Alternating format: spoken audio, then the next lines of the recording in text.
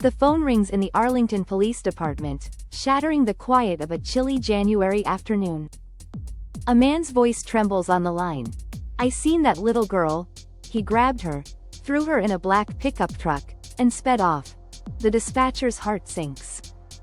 9-year-old Amber Hagerman, riding her bike just moments ago, is gone. Snatched in broad daylight from a quiet Texas street. Who took her, and why?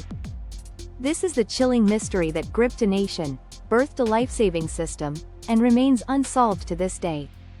True crime fans, prepare to dive into a case that will keep you on edge, wondering if justice will ever be served. Stay with us, because missing this story means missing the haunting legacy of a little girl whose name echoes every time an Amber Alert saves a life. Background and setup: Amber Hagerman was a bright-eyed, spirited 9-year-old living in Arlington, Texas, a bustling suburb nestled between Dallas and Fort Worth. In 1996, Arlington was the kind of place where kids still rode bikes down sunlit streets and neighbors knew each other by name. Amber lived with her mother, Donna, and her 5-year-old brother, Ricky, in a close-knit family that cherished simple moments, birthday parties, school projects, and lazy afternoons at their grandparents' house. Amber was a helper, always eager to lend a hand with chores or cheer up her mom with a handmade card. "Dear Mom, I love you a lot," she wrote in her childish scrawl, a testament to their unbreakable bond. Just 7 weeks before her life was stolen, a documentary crew captured Amber's world for a project on welfare reform.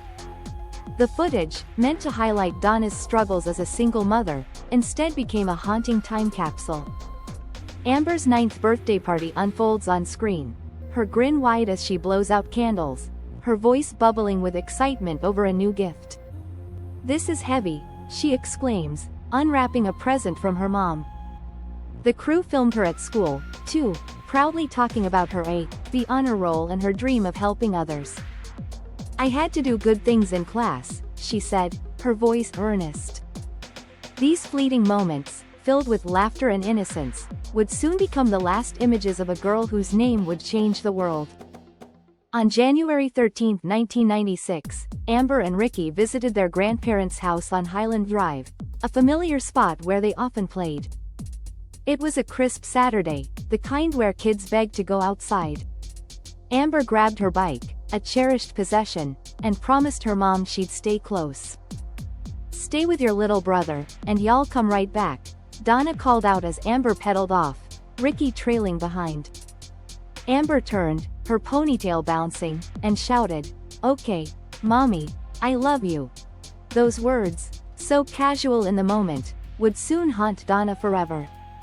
The crime: at 3:10 p.m., Amber and Ricky rode their bikes down Highland Drive, the street humming with the ordinary sounds of a suburban afternoon, distant lawnmowers, the occasional car passing by. Donna's instructions were clear: don't go past the block. But Amber, full of the fearless curiosity of a 9-year-old, pedaled a bit farther, drawn toward the corner store 2 blocks away. Ricky, noticing his sister breaking the rules, hesitated. At 3:13 p.m., just 3 minutes after they left, he turned back, heading home alone. When Ricky arrived without Amber, Donna's stomach twisted with dread. She raced outside with her father, calling Amber's name, her voice growing frantic. "Amber, Amber, where are you?" The quiet street offered no answers. 2 blocks away, at the abandoned Winn-Dixie parking lot, a nightmare was unfolding. Jimmy Kevill, a 78-year-old retiree, stood in his backyard on Ruth Street, watching the world go by. His eyes caught movement: a black short-bed pickup truck idling in the lot. A man, described later as a white or Hispanic male in his 20s with dark hair, moved swiftly. He grabbed Amber under her arms as she rode her bike, yanking her off with chilling precision. Kevill froze, his heart pounding, as the man shoved Amber into the truck, slammed the door, and sped off down East Abram Street. Kevill's hands shook as he dialed 911. He grabbed her, put her in the truck, he stammered, his voice thick with shock. The call sparked immediate action. Arlington police swarmed the area, combing the parking lot where Amber's bike lay abandoned, its handlebars twisted in the dirt. The description of the black pickup truck went out citywide, officers tailing every matching vehicle they could find. But the clock was ticking, and every second carried Amber farther from safety. Donna, meanwhile, was unraveling. She and her family printed flyers with Amber's picture, a smiling girl with bright eyes and a gap-toothed grin, and plastered them across Arlington. Neighbors joined the search, their numbers swelling as word spread. Volunteers scoured alleys, fields, and wooded areas, calling Amber's name into the dusk. The community's desperation was palpable, but so was their fear. What if the man who took Amber was among them, hiding in plain sight? Investigation. The Arlington Police Department threw everything into finding Amber. Detectives worked around the clock, chasing the slimmest leads. The witness, Jimmy Kevill, provided the only solid clue: a man, under 6 feet tall, driving a black pickup truck. But the description was maddeningly vague in a city where such trucks were common. Officers canvassed the neighborhood, knocking on doors and questioning anyone who might have seen something. "Did you notice anyone suspicious at the laundromat across the street?" they asked, hoping for a second witness. No one came forward.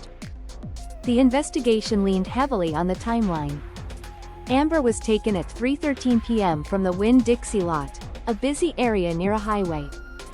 The suspect's decision to avoid the highway, turning left on East Abram Street, suggested he knew the area well. Detectives theorized he might live or work nearby, blending seamlessly into the community. "This could be the guy next door," one officer said grimly, a sentiment that chilled the neighborhood.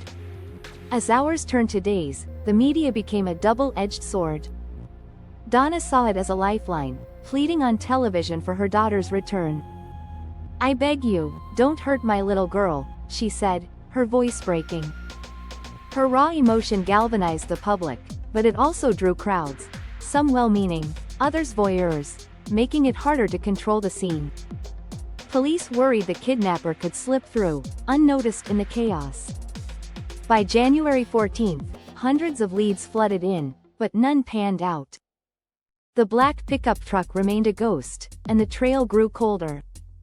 Detectives released a psychological profile of the suspect, a man in his 20s, likely with a history of similar crimes, confident enough to strike in daylight.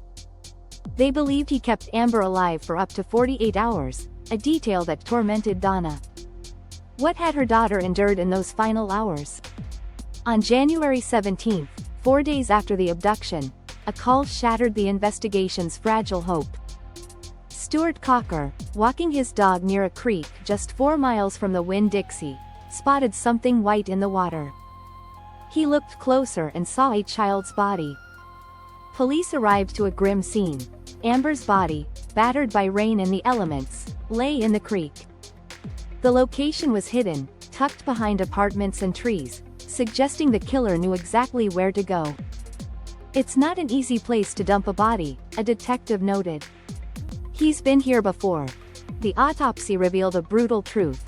Amber had been alive for days before her death, her body bearing signs of unimaginable cruelty. Rain had washed away most forensic evidence, leaving no fingerprints or DNA on her bike.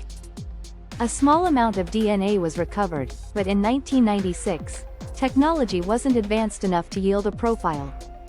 The case stalled, and the community's outrage grew.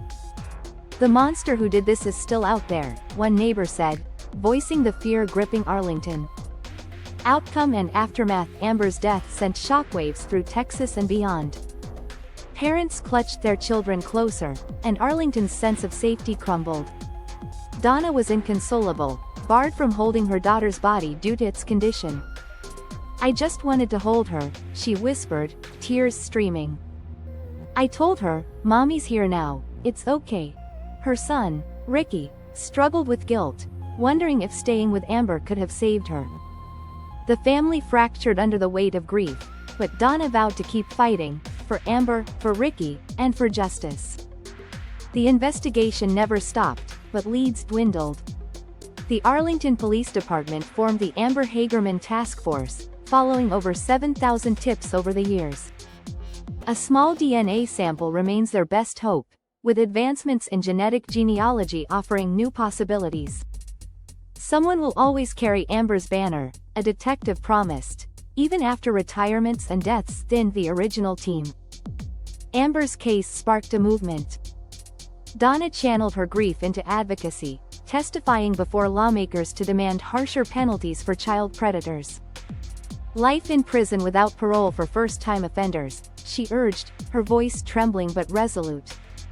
Her efforts caught the attention of Diana Simone, a local woman who proposed a radical idea, an emergency broadcast system to alert communities about missing children.